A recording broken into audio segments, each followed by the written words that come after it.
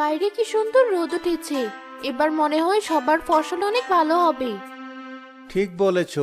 কদিন আগেই বৃষ্টি হলো, এখন আবার এই সুন্দর রোদ। এবার আমাদের ঘরেও অনেক ফসল উঠবে।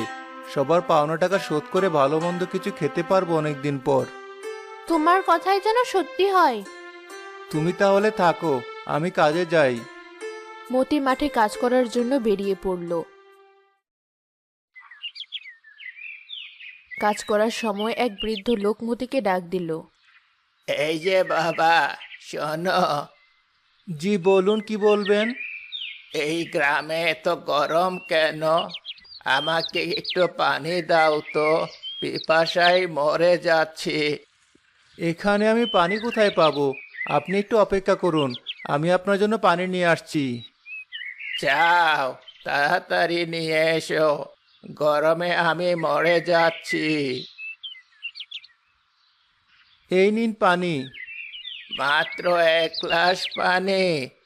এই 1 গ্লাস পানি দিয়ে আমার কিছুই হবে না। যাও, 1 বালতি পানি নিয়ে এসো আমার জন্য। কিন্তু এত পানি দিয়ে কি করবেন আপনি? তোমাকে যা করতে বলেছি চুপচাপ তাই করো। ঠিক আছে, এখনই আনছি।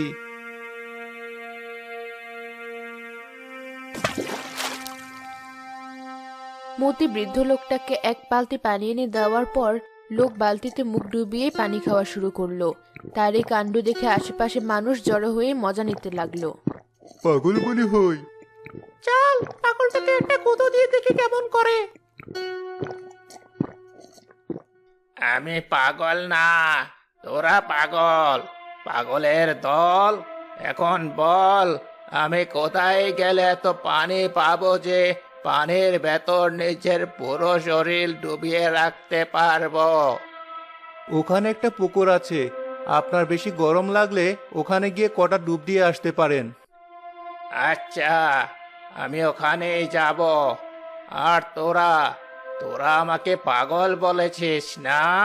তোদের সবাইকে দেখে নেব।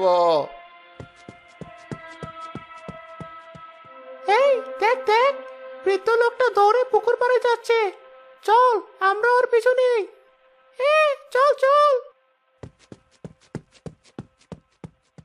যাক, পাগলটা অন্তত উল্টাপাল্টা কাজ করে আমাদের বাচ্চাকে আনন্দ দিচ্ছে। এই পুকুর ঘাটটা এখনো আগের মতোই আছে। কতক্ষণ ধরে আমি পুকুরের পানিতে ভেসে বেড়াচ্ছি, কিন্তু